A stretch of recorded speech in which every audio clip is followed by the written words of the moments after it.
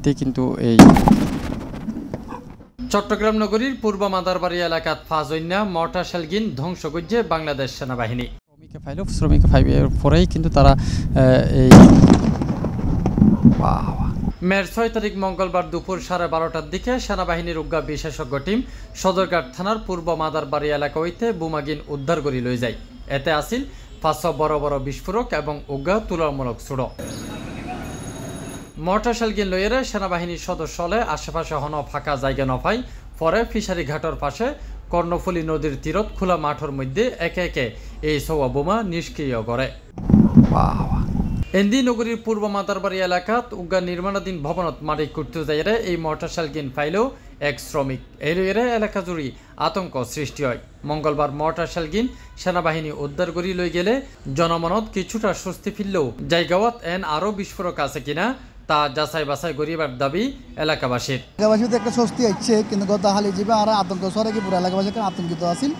আজ এই বোমাগন ছড়াই ফেলার পরে আমরা বাংলাদেশ সেনাবাহিনীর পুলিশ প্রশাসনের ধন্যবাদ জানাই। আর আরও কিছু বোমা আছে কি না এ ব্যাপারে আরও প্রশাসনের দৃষ্টি আকর্ষণ যেন আরও যে তদারকি হরির মাধ্যমে যেন আরও এলাকাবাসী আরও স্বস্তিতে থাকতে পারি এবং আরও প্রশাসনের কাছে দাবি জানাই। যদি এটা যদি দেখা যায় যদি নিষ্ক্রিয় হয়ে থাকে তাহলে তখন আমাদের আতঙ্কটা মোটামুটি ইনশাল্লাহ কমপ্লিট।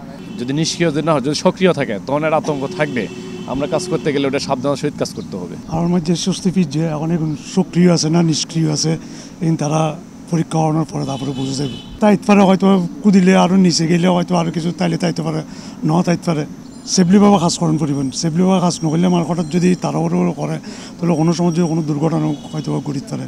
মর্টার শেলগিন হত্যার তা স্পষ্ট করে এখনও জানানো গেলেও বোধকেই দ্বিতীয় বিশ্বযুদ্ধের সময় বা মুক্তিযুদ্ধের সময় এগিন এড়ে আনা হইয়ে বলি আন্দাজ করেন। পরবর্তীতে পরীক্ষা নিরীক্ষা করি চাইলে তখন হয়তো নিশ্চিত হন যাব এই বিষয়ে। এই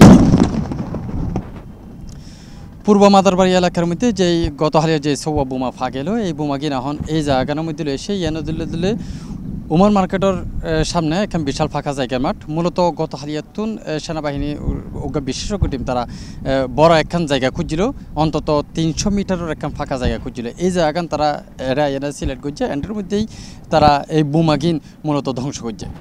তাফিম আলমগীর, C+ TV, চট্টগ্রাম।